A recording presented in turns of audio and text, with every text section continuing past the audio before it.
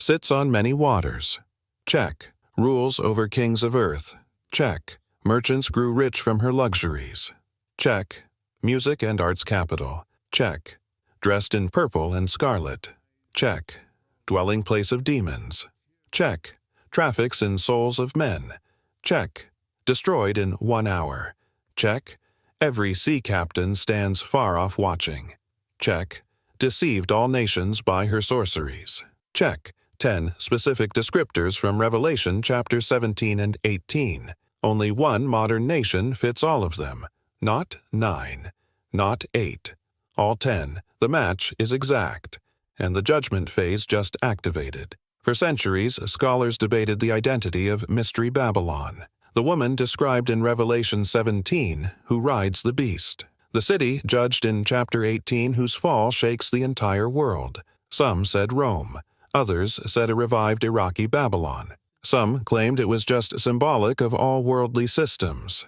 But when you actually list what the text says, when you pull out every specific descriptor, the options narrow dramatically. Because these aren't vague symbols, they're precise details, and they point to one nation. Start with Revelation 17, verse 1, the great prostitute who sits by many waters.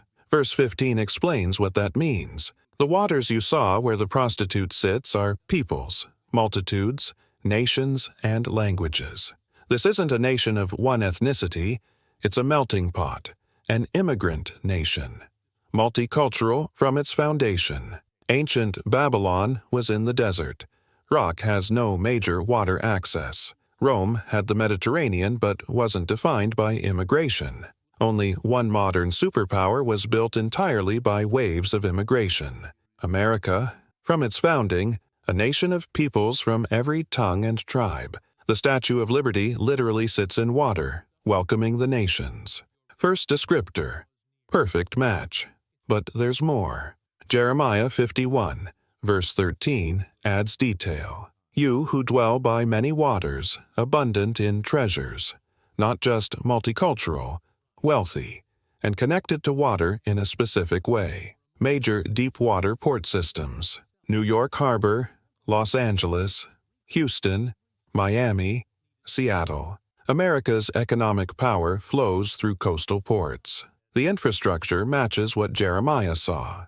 Ancient Babylon had no such system. Rome's ports were regional, not global. The detail is specific, and it narrows the field. Now add the economic description.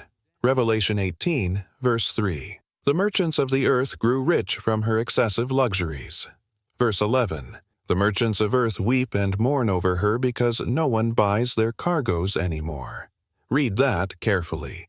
The merchants sell to this nation. They don't buy from it. This is a consumer economy, an importer, the opposite of a manufacturing powerhouse. Verses 12 and 13 list the cargo: gold, silver, precious stones, pearls, fine linen, purple cloth, silk, scarlet cloth, ivory, expensive wood, bronze, iron, marble, cinnamon, spice, incense, wine, olive oil, fine flour, wheat, cattle, sheep, horses, carriages, and bodies and souls of men.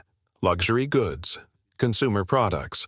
The entire global economy depends on this nation buying their stuff. Check the numbers. America imports over $3 trillion worth of goods annually. Exports roughly $2 trillion. A $1 trillion trade deficit. The largest consumer market on Earth. When American spending slows, global markets panic.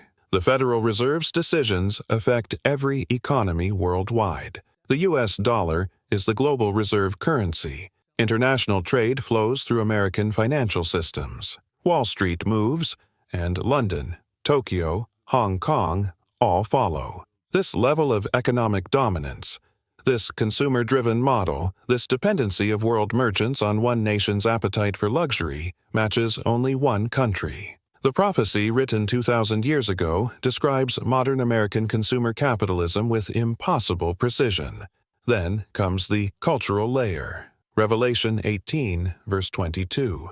The music of harpists and musicians, pipers and trumpeters will never be heard in you again. This Babylon isn't just economically powerful, it's a global center of music and arts.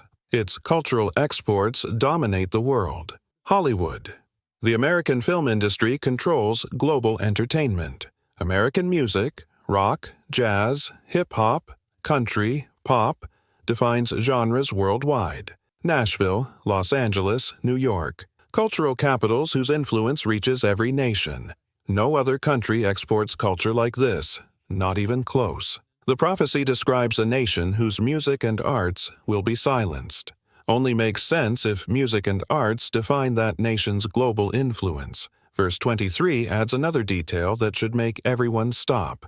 Your merchants were the world's important people. By your magic spell, all the nations were led astray. The Greek word translated magic spell is pharmakeia, where we get pharmacy and pharmaceutical, drugs, sorceries, and modern medicine. America dominates the global pharmaceutical industry. Big pharma headquarters, major drug manufacturers, the FDA setting international standards, prescription drug culture, opioid epidemics, chemical dependency. The connection is direct. The nations were led astray by pharmakeia. American pharmaceutical companies operate in every country. Their products, their influence, their profits, global. The word choice in a 2,000-year-old text matches a modern industry that didn't exist until recently. Now, the political description. Revelation 17, verse 18. The woman you saw is the great city that rules over the kings of the earth. Not ruled by kings, rules over them. Military dominance, political influence, the ability to make or break other nations. America maintains over 750 military bases in more than 80 countries. NATO operates under American leadership. The United Nations headquarters sits in New York. American foreign policy shapes global events.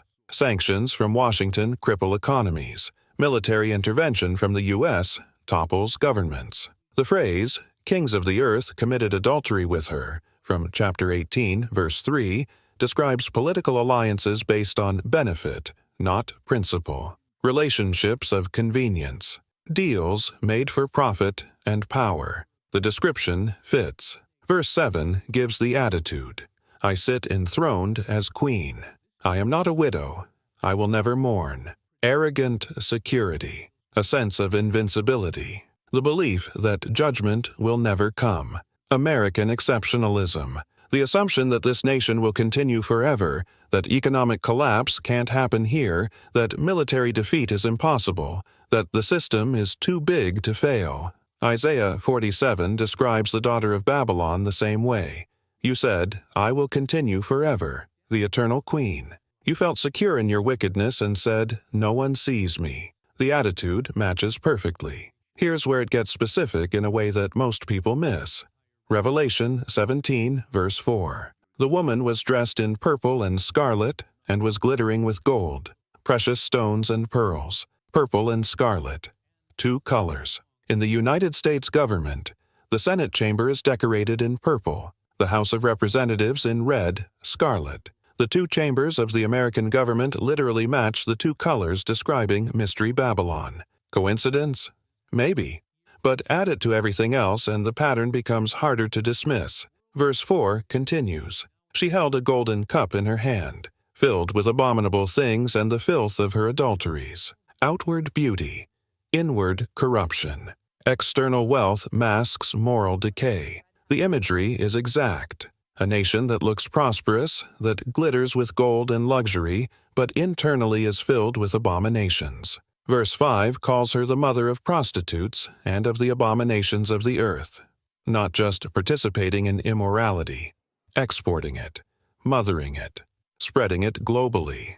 American media, American entertainment, and American values revolutions were exported worldwide. The sexual revolution, gender ideology, materialism, individualism runs to extremes, all spreading from Western culture, primarily American culture, to every corner of the globe, not celebrating this, observing the prophetic match. Then comes the judgment description. And this is where the technology requirement becomes obvious. Revelation 18, verse 8. Therefore, in one day her plagues will overtake her, death, mourning, and famine. She will be consumed by fire. One day. But it gets more specific. Verse 10. In 1 hour your doom has come. Verse 17. In 1 hour such great wealth has been brought to ruin. Verse 19. In 1 hour she has been brought to ruin. 3 times. 1 hour. 60 minutes. Ancient warfare couldn't do this. Babylon fell to Persia over time. Rome declined over centuries. Even modern conventional wars take months, years. But nuclear weapons change everything. Electromagnetic pulse attacks change everything. Hypersonic missiles change everything. For the first time in human history, a superpower can be devastated in 1 hour. The prophecy required modern technology to become possible. We're the first generation that has it. Verse 17 adds a detail that sounds like nuclear aftermath.